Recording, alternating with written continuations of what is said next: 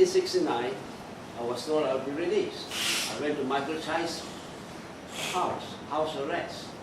Michael Chai says, Dr. Poh, we, the special branch, is going to release you. We have made recommendations up. Now you wait for it to come down. It never came down. That's why as long as you and side, I will know. Before we go, can I just ask Michael, what did you think of Martin's suggestion of a statutory declaration? Would that actually help legally, in helping this whole campaign? It's not a legal question here.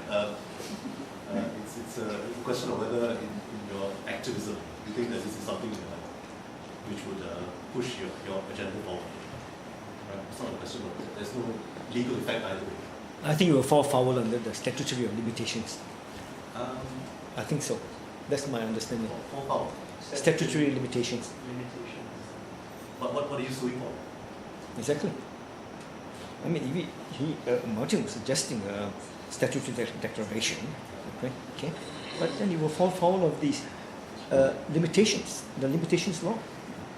Yeah. Statutory limitations. Decide what right are you asserting in court?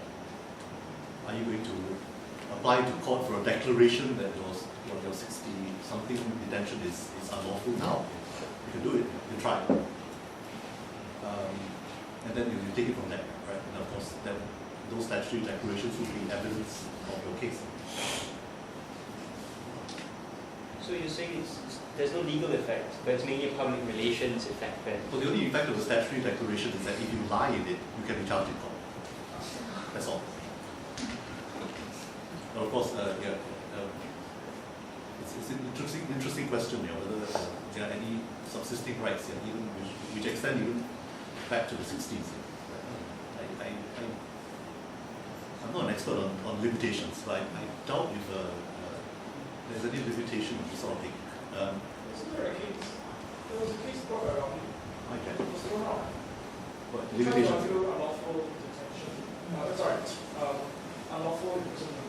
Oh, that's unlawful imprisonment, which is clearly statute law. Yeah. Sorry, it's very legal. I don't think I want to bore you with it. But if you sue in tort saying that you were wrongfully imprisoned, then there's a statutory limitation, right? If you bring a different sort of claim here, like a declaration that it was unlawful, then it's a different regime again. So please consult the lawyer.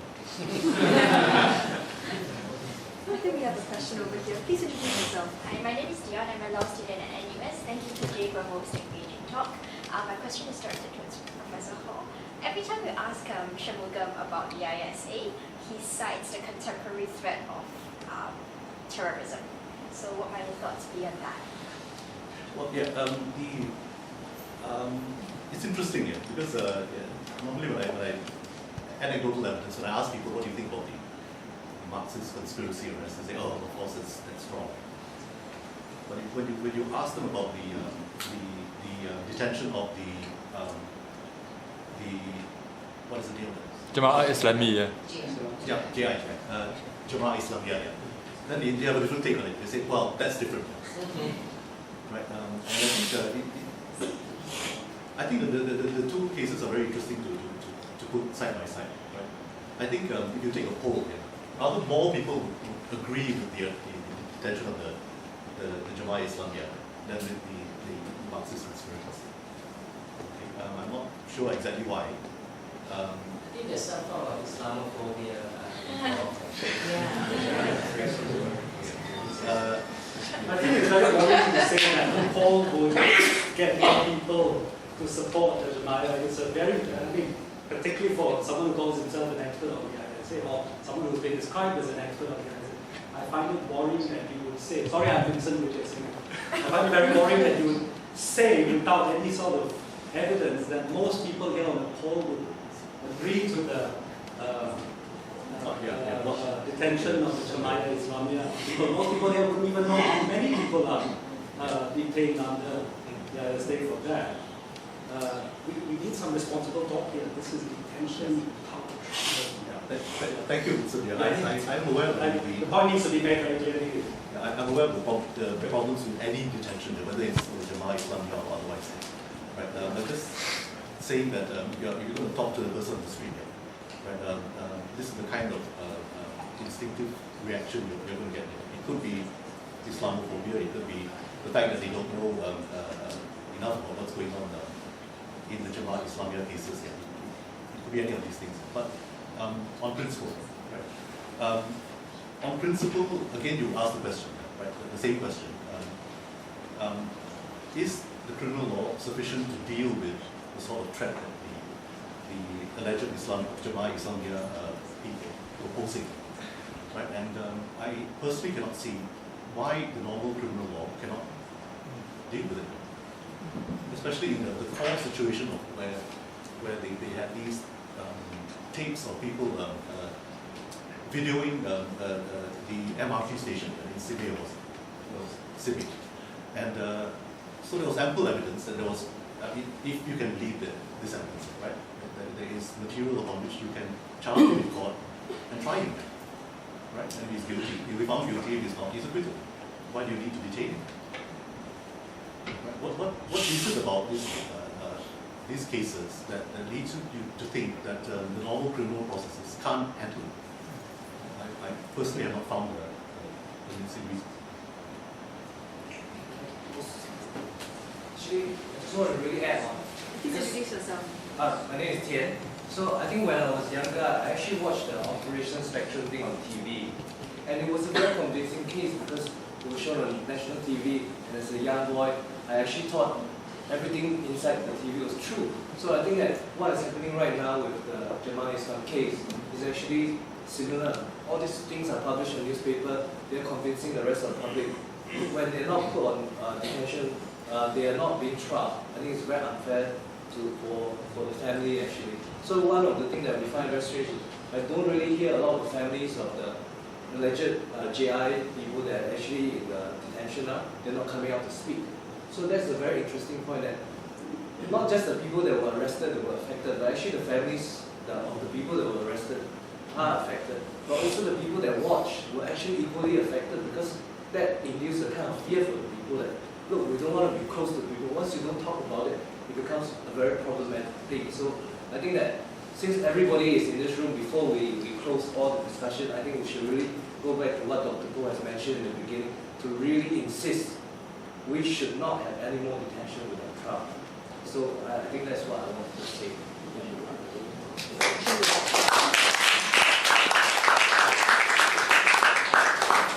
Introduce yourself. Wong Wee Nam. Now, I think the Barisan Sosialis is a very formidable party. It is a very formidable party.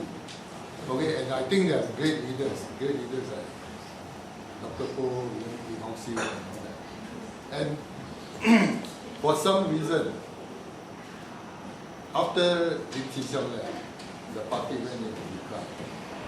Now, I don't know whether it's true or not, but it seems that there's a split in the Barisan.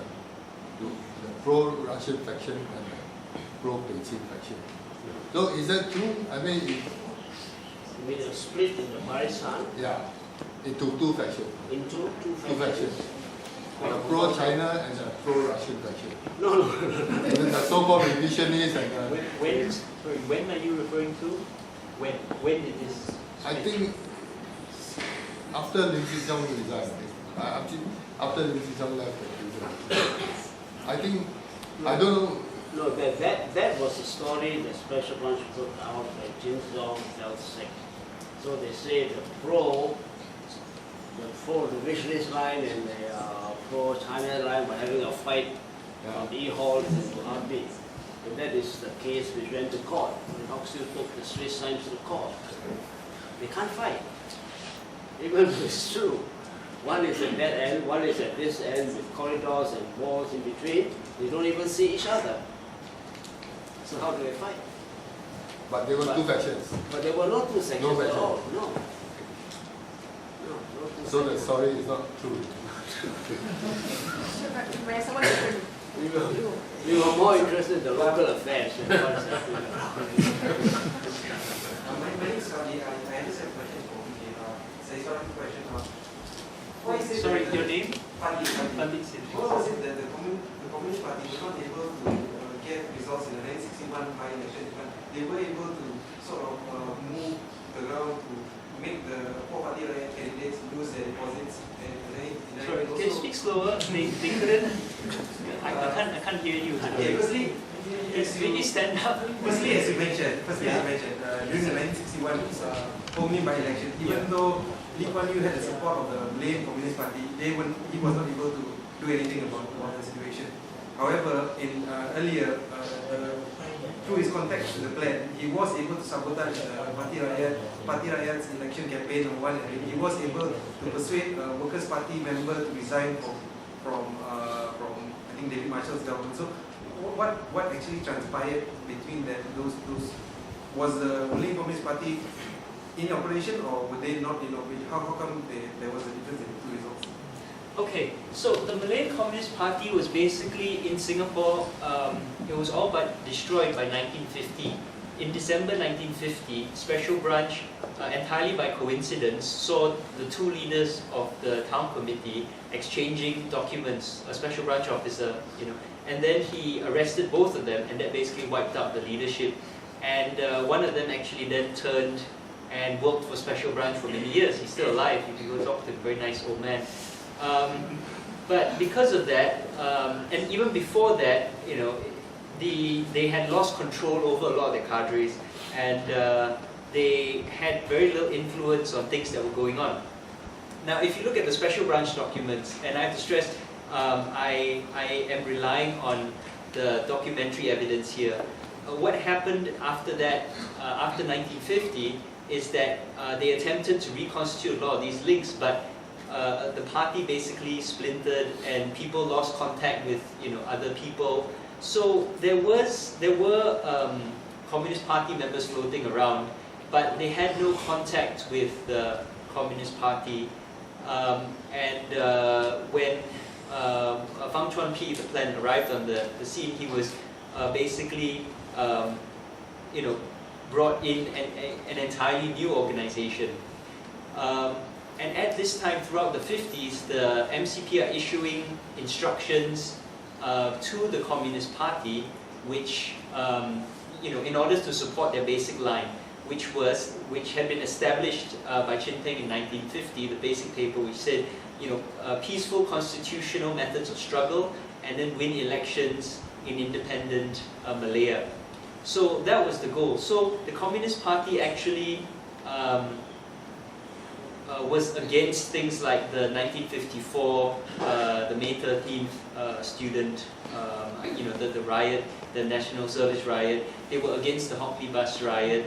They were against any splitting of the PAP because they wanted one unified anti-colonial party to, win power. They were against riots and strikes. So a lot of what is credited to them simply isn't true. But that is not to say that the Yu Choi Yip and through Fang Chuan Pi, they didn't have individual cadres still floating around. They didn't have individuals that they could then try and call upon or connect with. So the problem is that it's such an amorphous organization, and no one, including themselves, really had a clear idea of what on earth was going on. So to then point to one thing and say, well, that's evidence of a massive conspiracy, I think is a bit overblown. Because, it's entirely possible that, yes, there was still one person taking orders, but there were also a lot of other people who openly admitted to being Communist Party members who were not taking any orders at all, who had not been able to establish contact with the Communist Party, and so they were following their own convictions. I think Chan Sun Wing, Ong Chang San, people like that, they had been Communist Party members, but they hadn't received instructions for ages, and so they were just doing whatever they thought was right. So, I don't know if that's going to...